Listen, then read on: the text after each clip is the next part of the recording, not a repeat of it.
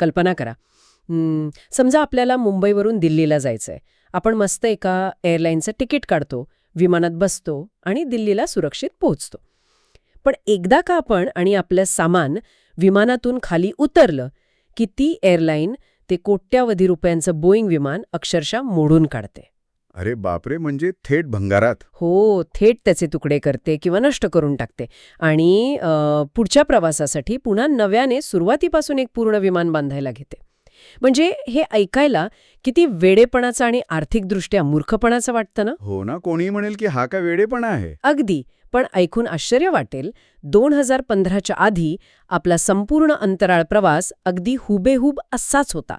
प्रत्येक मोहिमेसाठी एक नवीन आणि अवाढव्य रॉकेट बांधायचं आणि एकदा का काम झालं की ते समुद्रात कोसळून नष्ट होणार. आणि कसं हीच ती मुख्य पद्धत होती जिच्यामुळं अंतराळात जाणं हे दशकानुदशके सर्वसामान्यांच्या किंवा खासगी संस्थांच्या आवाक्याबाहेरचं राहिलं. म्हणजे विचार करा, एका रॉकेटसाठी शेकडो दशलक्ष डॉलर्स खर्च व्हायचे. हो, तो आकडाच खूप मोठा आहे. खरंय. त्यामुळे अंतराळ हे क्षेत्र केवळ अशा प्रस्थापित देशांच्या सरकारी संस्थांपुरतंच मर्यादित राहिलं होतं, ज्यांच्याकडे करदात्यांचा अफाट पैसा आणि पाठबळ होतं. खासगी कंपन्या तिथे जाण्याचा विचारही करू शकत नव्हत्या. पण आजच्या या सखोल चर्चेत आपण एका अशा प्रवासाचा उलगडा करणार आहोत ज्याने हे सगळे जुने नियम पार मोडून काढले. आपल्या उपलब्ध स्रोतांमधून आपण हेच समजून घेणार आहोत की एका खासगी कंपनीने या प्रचंड महागड्या आणि अत्यंत सावधगिरीने चालणाऱ्या क्षेत्रात शिरकाव कसा केला आणि तिथे क्रांती कशी घडवली हे समजून घेणं हेच आपलं आजचं मुख्य मिशन आहे. नक्कीच. आणि हा प्रवास खूप रंजक आहे. हो तर, हा प्रवास सुरू होतो 2002 मध्ये. म्हणजे ज्या काळात अंतराळ म्हणजे फक्त नासा किंवा रशियन स्पेस एजन्सीचा एकाधिकार होता, तेव्हा इलॉन मस्क यांनी स्पेस एक्स या कंपनीची स्थापना केली. मी वाचत होते की त्यांची उद्दिष्ट जगाला अक्षरशः एखाद्या सायन्स फिक्शनसारखी वाटत होती. हो, कारण अवकाश प्रवास स्वस्थ करायचा आणि मानवाला थेट मंगळावर वसवण्यासाठी एक नवीन शहर तयार करायचं हे त्या काळात कोणालाही शक्य वाटत नव्हतं. अगदी. पण हे वेडेपणाचं वाटण्यामागेही एक भक्कम तांत्रिक आणि मानसिक कारण होतं ना. हो, अगदी बरोबर. कारण रॉकेट सायन्स म्हणजे केवळ एक मोठं इंजिन बनवणं नाहीये. तिथे पृथ्वीच्या गुरुत्वाकर्षणाला हरवण्यासाठी हजारो टनांचं इंधन एका अत्यंत नियंत्रित स्फोटातून जाळावं लागतं. बापरे, नियंत्रित स्फोट? हो, थोडीशी जरी चूक झाली, एखादा सेन्सर वेळेवर चालला नाही, तरी एका सेकंदात कोट्यावधी रुपयांची आणि अनेक वर्षांच्या मेहनतीची राख होते. म्हणूनच सरकारी संस्था अपयशाला खूप घाबरायच्या. त्यांच्यावर कोणत्याही परिस्थितीत चूक न करण्याचा खूप मोठा दबाव असायचा. अच्छा, म्हणजे तिथे प्रयोग करायला वाव नव्हता. आणि हीच चूक न करण्याची संस्कृती स्पेसएक्सने सुरुवातीलाच अनुभवली, पण एक वेगळ्या पद्धतीने. आपल्या श्रोत्यांमध्ये एक अत्यंत अंगावर काटा आणणारा आणि नाट्यमय प्रसंग नमूद केलाय. फॅल्कन 1च्या प्रक्षेपणाचा ना? हो, तोच. कंपनीचं पहिलं रॉकेट, ज्याचं नाव फॅल्कन 1 होतं, त्याचं पहिलं उड्डाण झालं आणि ते कोसळलं. त्यांनी दुसरी वेळ प्रयत्न केला, तेही अपयशी ठरलं. तिसऱ्यांदा तर रॉकेटचे आकाशातच तुकडे झाले. सलग 3 अपयश. आणि त्या काळात कंपनीची अवस्था खूप वाईट होती. हो, मी तेच सांगणार होते. त्यावेळी कंपनीकडे असलेले सगळे पैसे संपले होते आणि ते अक्षरशः दिवाळखोरीच्या उंबरठ्यावर उभे होते. आणि बघायला गेलं तर तिथेच सरकारी आणि खाजगी मानसिकतेतला खरा फरक दिसून येतो. सरकारी संस्था असती तर 3 अपयशानंतर कदाचित तो प्रकल्पच गुंडाळूनच ठेवला असता. अगदी बरोबर, गुंडाळून टाकला असता. कारण मग समित्या बसतात, चौकशा होतात आणि पुढच्या प्रक्षेपणासाठी अनेक वर्ष निघून जातात. पण स्पेसएक्सची पद्धत इटरेटिव्ह डिझाईन म्हणजे जलद गतीने चुका सुधारण्याची होती. म्हणजे नेमकं काय करायचे ते? म्हणजे बघा, पहिल्या उड्डाणात इंधनाची गळती झाली, मग लगेच पुढच्या डिझाईनमध्ये तो भाग बदलून दुसरं रॉकेट तयार करायचं. चुका लपवण्यापेक्षा किंवा त्यांना घाबरण्यापेक्षा त्या अयशातून अमूल्य डेटा गोळा करायचा आणि पुढे जायचं, हे त्यांचं मुख्य धोरण होतं. अच्छा, म्हणजे अपयश हे थांबण्याचं कारण नसून पुढच्या यशाची पायरी होती. स्रोतांमध्ये असंही सांगितलंय की 4थ्या प्रक्षेपणाच्या वेळी त्यांच्याकडे केवळ एकच आणि शेवटची संधी होती. हो, जर ते 4थं रॉकेट उडालं नसतं तर दुसऱ्या दिवशी कंपनी कायमची बंद पडली असती. काय सांगताय, एवढी गंभीर परिस्थिती होती. पण ते 4थं उड्डाण यशस्वी झालं आणि त्याने इतिहास घडवला. आता ते केवळ टिकून राहिले नव्हते, तर त्यांना हे क्षेत्र बदलायचं होतं. इथून आपण मगाशी दिलेल्या त्या विमानाच्या उपमेकडे परत येऊया. हो, ती एकदा वापरून फेकून देण्याची पद्धत. हो, तीच. त्या एकदा वापरून फेकून देण्याच्या रॉकेट संस्कृतीला त्यांनी फॅल्कन 9 आणि फॅल्कन हेवी या पुनर्वापरयोग्य रॉकेट्सच्या माध्यमातून कसं बदललं, म्हणजे हे मला तांत्रिकदृष्ट्या समजून घ्यायचंय. आकाशातून परत येणारं रॉकेट जमिनीवर सुरक्षितपणे कसं काय उतरू शकतं? हे समजण्यासाठी आपल्याला त्या रॉकेटचा वेग आणि त्याचा अवाढव्य आकार लक्षात घ्यावा लागेल. जेव्हा एखादा रॉकेट अवकाशाच्या दिशेने झेपावतं तेव्हा त्याचा वेग ताशी हजारो किलोमीटर असतो. आता कल्पना करा, एक 15 मजली इमारती एवढा मोठा लोखंडी सांगाडा. 15 मजली इमारत. बापरे. हो, तेवढा मोठा सांगाडा जो अवकाशातून पूर्ण वेगाने जमिनीकडे परत पडतोय, त्याला जमिनीवर किंवा समुद्रात तरंगणाऱ्या एका छोट्या जहाजावर अलगद उभ्या स्थितीत उतरवायचंय. म्हणजे एखाद्या सुईसारखं उभं करायचंय? हे तर अशक्य वाटतं. सुरुवातीला सगळ्यांनाच तसंच वाटलं होतं. पण यासाठी सुपरसॉनिक रेट्रोप्रपल्शन नावाचं अत्यंत गुंतागुंतीचं तंत्र वापरलं जातं. एक सेकंड. रेट्रो प्रपल्शन म्हणजे खाली पडत असताना विरुद्ध दिशेने इंजिन चालू करून स्वतःला थांबवायचं का? तंतोतंत. जेव्हा रॉकेट वातावरणात परत प्रवेश करतं तेव्हा ते आपली दिशा बदलतं आणि खाली येण्याच्या वेगाला अचूक ब्रेक लावण्यासाठी आपलीच काही इंजिन जमिनीच्या दिशेने चालू करतं. अच्छा, म्हणजे स्वतःचा वेग कमी करतं. हो, पण केवळ ब्रेक लावून चालत नाही. वातावरणात प्रवेश करताना त्याला योग्य दिशाही द्यावी लागते ना. त्यासाठी रॉकेटच्या वरच्या बाजूला ग्रिड फेन्स नावाचे जाळीदार पंख बसवलेले असतात. ग्रिड फिन्स ते कसे काम करतात? हे पंख हवेच्या दाबाचा अत्यंत हुशारीने वापर करतात आणि रॉकेटला एखाद्या गाडीच्या स्टेअरिंग व्हीलसारखं नियंत्रित करून नेमक्या जागेवर आणून उभ्या स्थितीत उतरवतात. हे खरोखरच एखाद्या जादूची छडी फिरवल्यासारखं वाटतं. पण स्रोतांमध्ये या प्रक्रियेत वारंवार पेलोड हा शब्द येतो. स्रोतांसाठी मला हे थोडं सोप्पं करून सांगायचंय. नक्कीच सांगा. पेलोड म्हणजे रॉकेटने अवकाशात नेलेली मुख्य वस्तू. मग तो एखादा दळणवळणाचा उपग्रह असो किंवा अंतराळवीरांना घेऊन जाणारी कॅप्सूल. तर या प्रक्रियेत रॉकेटचा वरचा भाग हा पेलोड त्याच्या कक्षेत सोडतो आणि त्यानंतर रॉकेटचा मुख्य खालचा भाग पुन्हा पृथ्वीवर परत येतो. बरोबर ना? अगदी बरोबर. हां, तोच खालचा भाग आहे जो परत येऊन उभा राहतो. मग मला सांगा, यामुळे आर्थिकदृष्ट्या नेमकं काय फरक पडला?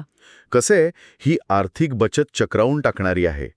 पारंपरिक पद्धतीत 1 किलो वजन अवकाशात नेण्यासाठी जे हजारो डॉलर्स लागायचे ते स्पेसएक्सने लक्षणीयरित्या कमी केले.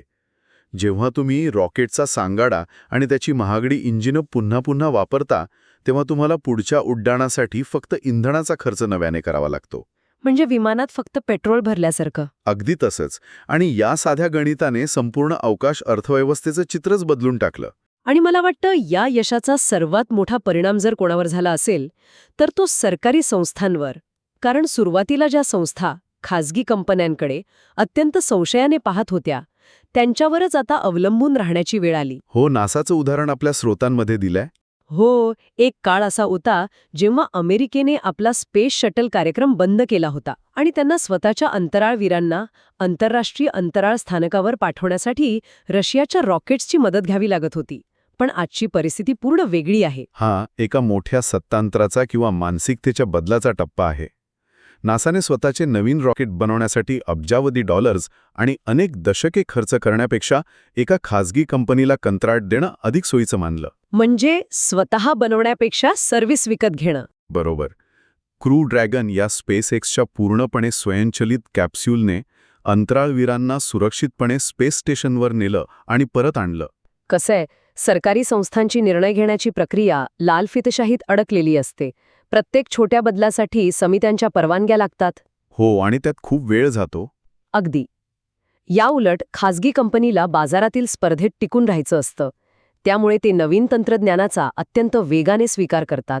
हा मुद्दा अत्यंत महत्त्वाचा आहे. कारण इथून आपण एका अशा टप्प्याकडे वळणार आहोत जो सुरुवातीला समजायला थोडा कठीण आणि विरोधाभासी वाटतो. म्हणजे कोणता मुद्दा? आतापर्यंत आपण अंतराळात जाणाऱ्या रॉकेट्सबद्दल बोलत आहोत. पण या सर्वांचा पृथ्वीवरील सर्वसामान्यांना काय थेट फायदा आहे? आपल्या स्रोतांमध्ये स्टारलिंक आणि स्टारशिप या 2 प्रचंड मोठ्या प्रकल्पांवर खूप भर दिलाय. मला इथे एक मोठा प्रश्न पडतो. विचारा ना. एका बाजूला स्टारलिंकद्वारे पृथ्वीवरील दुर्गम भागात जागतिक इंटरनेट कनेक्टिव्हिटी पोहोचवण्याचं काम सुरू आहे आणि दुसऱ्या बाजूला स्टारशिप हे मानवाला थेट मंगळावर नेण्यासाठी बनवलं जात आहे. एक प्रकल्प पूर्णपणे पृथ्वीवर लक्ष केंद्रित करतोय आणि दुसरा थेट दुसऱ्या ग्रहावर जाण्याची तयारी करतोय. हे दोन इतके भिन्न प्रकल्प एकमेकांशी जोडले कसे गेलेत? वरवर पाहता ते दोन वेगळे व्यवसाय वाटतात, पण जर आपण यामागचं तर्कशास्त्र समजून घेतलं तर ते एकाच भव्य योजनेचे दोन भाग आहेत. अच्छा, ते कसं काय? म्हणजे बघा, मंगळावर जाणं आणि तिथे शहर वसवणं यासाठी जो खर्च येणार आहे तो काही अब्जावधी नाही तर ट्रिलियन्स म्हणजे लक्षावधी कोटी डॉलर्समध्ये असेल. एवढा पैसा कोणतीही बँक किंवा सरकार देणार नाही. तेही खरंय. इतका पैसा कोणीच फुकट देणार नाही. मग हा पैसा आणायचा कुठून? इथे स्टारलिंकची भूमिका येते. स्टारलिंक हा केवळ एक इंटरनेट पुरवणारा प्रकल्प नाही, तर तो मंगळ मोहिमेला अर्थपुरवठा करणारा एक अवाढव्य आर्थिक स्रोत आहे. त्याला आपण फंडिंग मेकॅनिझम म्हणू शकतो. काय सांगताय? म्हणजे पृथ्वीवर जे लोक इंटरनेटसाठी दरमहा पैसे देणार आहेत, त्यातून न कळत मंगळावरची वसाहत उभी राहणार आहे? अगदी तसंच. पण हे तंत्रज्ञान नेमकं काम कसं करतं? म्हणजे आजकाल आपल्याकडे फायबर ऑप्टिक इंटरनेट आहेच ना? हो, पण पारंपरिक इंटरनेट उपग्रह हे पृथ्वीपासून साधारण 35,000 किलोमीटर अंतरावर जिओ स्टेशनरी कक्षेत असतात. एवढ्या दुरून सिग्नल येण्या-जाण्यात जो वेळेचा विलंब होतो त्याला आपण लेटन्सी म्हणतो. त्यामुळे पारंपरिक सॅटेलाइट इंटरनेट खूप संथ असतं. हो, जुन्या डिश टीव्ही सारखं पाऊस आला की सिग्नल जायचा. हा, बरोबर. पण स्टारलिंकचे उपग्रह हे पृथ्वीच्या अगदी जवळ म्हणजे लो अर्थ ऑर्बिटमध्ये सोडले जातात, अवघ्या 500 किलोमीटर उंचीवर.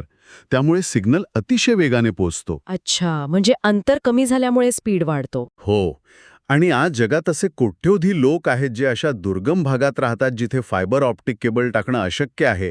त्यांना आकाशातून थेट अतिजलद इंटरनेट देणं ही जगातील सर्वात मोठी बाजारपेठ आहे आणि यातून मिळणारा नफा थेट स्टारशिपच्या विकासाकडे वळवला जातोय.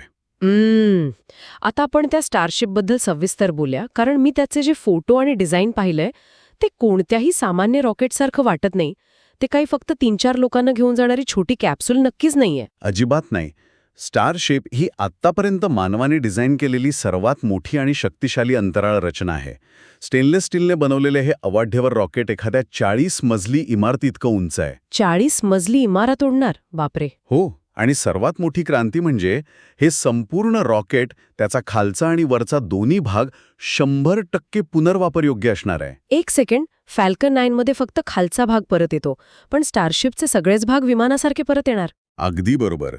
आणि त्याची क्षमता एकाच वेळी 100हून अधिक लोकांना किंवा हजारो टन साहित्य एकाच उड्डाणात अवकाशात घेऊन जाण्याची आहे. हे तर एखाद्या मोठ्या क्रूझ जहाजासारखं झालं. अगदी तसंच. आणि आणखी एक महत्त्वाची गोष्ट म्हणजे हे रॉकेट पृथ्वीच्या कक्षेत पोहोचल्यानंतर दुसरं एक स्टारशिप तिथे जाऊन त्याला अवकाशातच इंधन भरू शकतं. या ऑर्बिटल रिफ्युलिंग तंत्रज्ञानाशिवाय मंगळापर्यंतचा एवढा मोठा पल्ला गाठणं शक्यच नाही. पण मला इथे एक शंका आहे. म्हणजे हा एवढा मोठा खटाटोप कशासाठी? एवढा धोका पत्करून मंगळावर जाण्याची खरोखरच इतकी निकड का आहे? पृथ्वीवर काय कमी प्रश्न आहेत? हा प्रश्न अनेकांना पडतो. पण यामागे मानवाच्या अस्तित्वाशी निगडीत एक अत्यंत व्यावहारिक विचार आहे. तो म्हणजे मानवाला मल्टीप्लॅनेटरी म्हणजेच बहुग्रहीय प्रजाती बनवणं. म्हणजे एकापेक्षा जास्त ग्रहांवर राहणारी प्रजाती. हो, कारण पृथ्वी हे आपलं एकमेव घर आहे. जर भविष्यात एखादी मोठी नैसर्गिक आपत्ती आली, जसं की एखादा मोठा अश्नी पृथ्वीवर आदळला ज्यामुळे डायनासॉर नष्ट झाले होते, किंवा मानवनिर्मित आण्विक युद्ध झालं, तर मानवी वंश पूर्णपणे नष्ट होऊ शकतो. म्हणजे एक प्रकारचा इन्शुरन्स. अगदी तसंच. आपला वंश टिकवून ठेवण्यासाठी दुसरा एखादा ग्रह आपल्याकडे बॅकअप म्हणून असायला हवा, हा त्यामागचा मुख्य उद्देश आहे. एक बॅकअप प्लॅन म्हणून मंगळाकडे पाहणं हे ऐकायला खूप तार्किक वाटतं. नवीन रोजगार, विज्ञानातील झेप हे सर्व उत्तम आहे, पण मला इथे चर्चेला थोडं वेगळं वळण द्यायचंय. नक्कीच, आपण दोन्ही बाजू बघायला हव्यात. हो, कारण आपण या सर्व गोष्टी अतिशय उत्साहाने ऐकत आहोत, जणू काही हे एखादं विज्ञान कथेतील स्वप्नवत जग आहे. पण वास्तवात आपण काही गंभीर परिणामांकडे दुर्लक्ष करत आहोत असं मला वाटतं. म्हणजे तुम्हाला कोणता धोका जाणवतोय? जर आपण स्टारलिंकच्या माध्यमातून हजारो उपग्रह एकाच वेळी पृथ्वीच्या कक्षेत सोडत आहोत, तर तिथे अंतराळात वाहतूक कोंडी म्हणजे ट्रॅफिक जॅमसारखी परिस्थिती निर्माण होत नाहीये का? या खासगी कंपन्यांच्या अफाट वाढीबाबत स्रोतांमध्ये कोणते धोके नमूद केले आहेत? तुमची ही चिंता अतिशय रास्त आहे.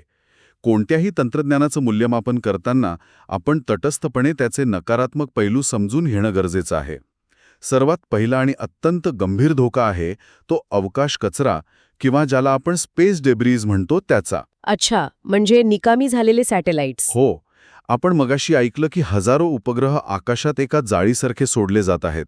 हे उपग्रह ताशी 27,000 किलोमीटर वेगाने पृथ्वीभोवती फिरत असतात. 27,000 किलोमीटर. आणि जर या प्रचंड वेगात 2 उपग्रह एकमेकांवर आदळले तर काय होईल? तोच तर सर्वात मोठा धोका आहे, ज्याला विज्ञानाच्या भाषेत केसलर सिंड्रोम असं म्हणतात. जर 2 उपग्रह आदळले तर त्याचे हजारो छोटे तुकडे होतील. हे तुकडे त्याच प्रचंड वेगाने इतर उपग्रहांवर आदळतील. अरे बापरे. त्यातून आणखी लाखो तुकडे निर्माण होतील. ही एक भयानक साखळी प्रतिक्रिया किंवा चेन रिॲक्शन असेल. हे ऐकताना मला मुंबई-पुणे एक्सप्रेसवेवर एखाद्या धुक्यामध्ये होणाऱ्या अपघातांची आठवण येते. म्हणजे एक गाडी दुसऱ्यावर आदळते, मग तिसरी, आणि बघता बघता शेकडो गाड्यांचा ढिगारा होतो. अगदी अचूक उपमा दिलीत तुम्ही. पण हा ढिगारा अवकाशात असेल आणि बुलेटपेक्षा 10 पट जास्त वेगाने उडणाऱ्या कचऱ्याचा असेल. विचार करूनच भीती वाटतेय. हो ना. जर ही साखळी प्रक्रिया एकदा सुरू झाली तर पृथ्वीभोवती कचऱ्याचं असं एक अभेद्य कवच तयार होईल की आपल्याला पुढची शेकडो वर्ष पृथ्वीच्या बाहेर पडणंच अशक्य होऊन बसेल. मंगळावर जाणं तर दूरच राहिलं. आणि आपले सगळे GPS, हवामान अंदाज आणि उपग्रहावर चालणारं संपर्क जाळं कायमचं नष्ट होऊ शकतं. अगदी बरोबर. आपण स्वतःला पृथ्वीवर एका कचऱ्याच्या पिंजऱ्यात बंदिस्त करून घेऊ. आणि ह्या कचऱ्याव्यतिरिक्त मला अजून एक अडचण जाणवतीये.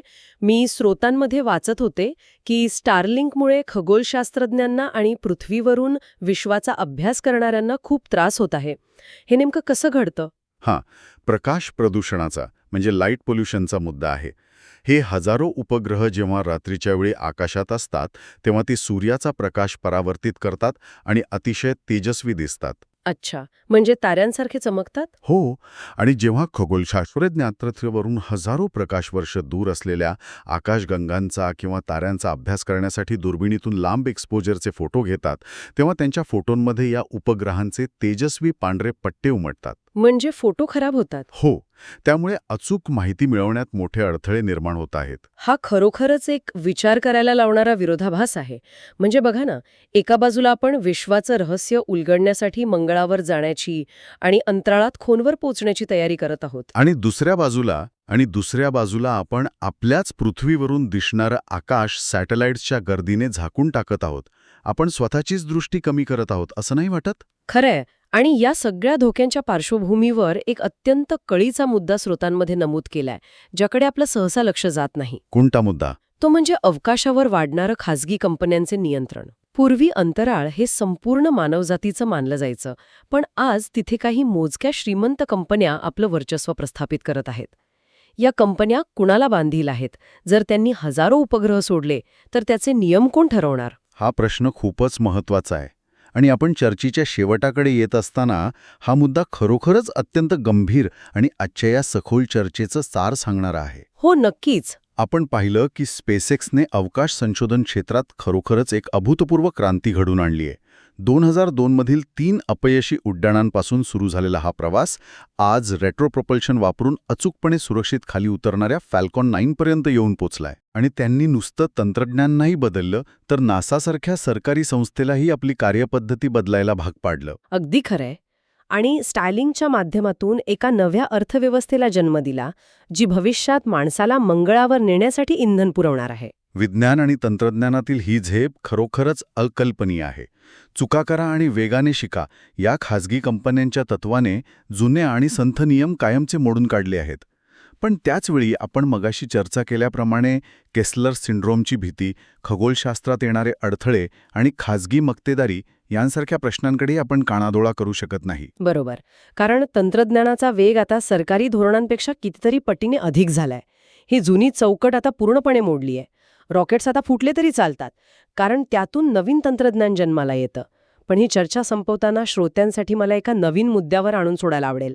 कोणता बरं? कारण जुने नियम मोडत असताना तिथे नवीन नियमांची एक मोठी पोकळी निर्माण झाली आहे. म्हणजे श्रोत्यांसाठी मला हे सांगायचं आहे की विचार करा, जर उद्या खरोखरच मानवाने स्टारशिपच्या मदतीने मंगळावर वसाहत स्थापन केली आणि आपल्या पृथ्वीभोवतेचं अवकाश पूर्णपणे हजारो खासगी उपग्रहांनी भरून गेलं, तर या नवीन जगाचे कायदे कोण ठरवणार? हा प्रश्न अत्यंत गुंतागुंतीचा आहे, कारण सध्याचे अंतराळ कायदे हे 1967च्या आउटर स्पेस ट्रीटीवर आधारित आहेत. जेव्हा खासगी कंपन्या अंतराळात जातील आणि स्वतःचे नियम बनवतील, याचा तेव्हा कोणी विचारही केला नव्हता. अगदी तसंच. मग भविष्यात जेव्हा आपण रात्रीच्या आकाशाकडे पाहू, तेव्हा ते विशाल आकाश, ते तारे, हे संपूर्ण मानवजातीचं सामायिक भविष्य असेल की केवळ काही खासगी कंपन्यांची पुढची मोठी बाजारपेठ? खूपच मोठा प्रश्न आहे हा. हो ना. दिवाळखोरीत जाण्यापासून वाचलेल्या त्या चौथ्या रॉकेट उड्डाणाने सुरू झालेला हा प्रवास आता आपल्याला एक अशा वळणावर घेऊन आला आहे जिथे हा प्रश्न भविष्यात आपल्याला नक्कीच शांत बसू देणार नाही. आणि याच विचारासोबत आज आपण इथेच थांबूया.